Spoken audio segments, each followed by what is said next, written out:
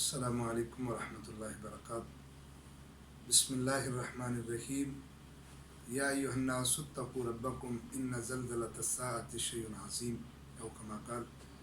یہ اکتوبر کا مہینہ ہے اور مجھے اکتوبر کے مہینے میں جو ایک بات یاد آتی ہے بطور نصیحت کرنا چاہتا ہوں وہ یہ ہے، 8 اکتوبر 2005 کسی کو بھولتا نہیں ہے۔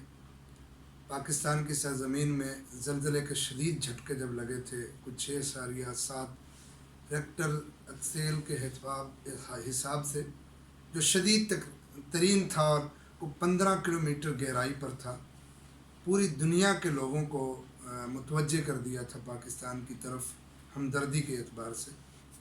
تو یقیناً آج اکتوبر کا یہ مہینہ ہمیں یاد دلاتا ہے کہ اللہ کی طرف سے یہ جھٹکے، یہ اللہ کی طرف سے تھوڑا سا جھنجھوڑنا ہمیں بطور نصیحت ہے۔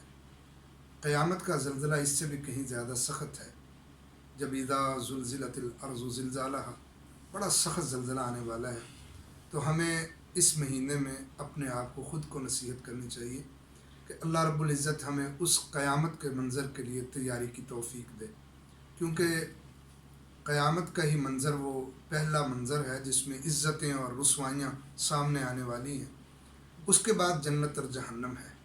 دعا کیا کریں اللہ رب العزت مرتے وقت ایمان کی حالت میں کلمہ نصیب فرمائے، پھر قبر کے اندر جنتی بستر بھی نصیب فرمائے، قبر کی آسانیاں فرمائے، اور پھر جب قبر سے اٹھیں اور حشر کا 50,000 سال کا دن ہو تو اللہ رب العزت اس میں بھی ہماری عزتیں بڑھائے، عزتیں عطا فرمائے، دائیں ہاتھ میں نامہ اعمال ہو، پل صراط سے عزت سے گزرنا ہو، اور میزان نیکیوں والا بھاری ہو جائے، نبی کی سفارش ہو جائے، جنت میں داخلہ مل جائے۔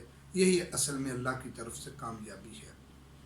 اللہ قرآن مجید میں اسی کی طرف اشارہ فرماتے ہیں، فمن زحزح عن النار وادخل الجنۃ فقد فاز، جسے جہنم سے آزادی اور جنت میں داخلہ ملا وہ کامیاب ہے۔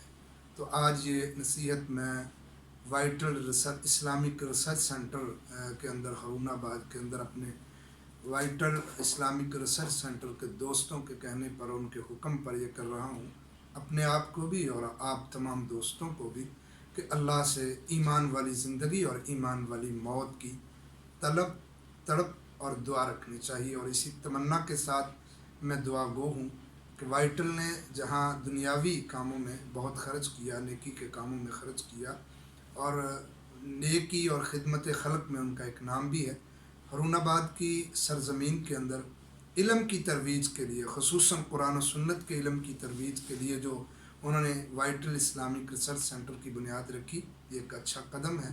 اللہ یقیناً ان کے لیے یہ صدقہ جاریہ بنائے گا۔ میں دعا گو ہوں، اس کو بنانے والے، چلانے والے اور اس کی انتظامیہ تمام خراج تحسین کے مستحق بھی ہیں، اور اللہ رب العزت ان کو اس کا اچھا اجر دنیا اور آخرت میں نصیب فرمائے۔ وآخر دعوانا الحمدللہ۔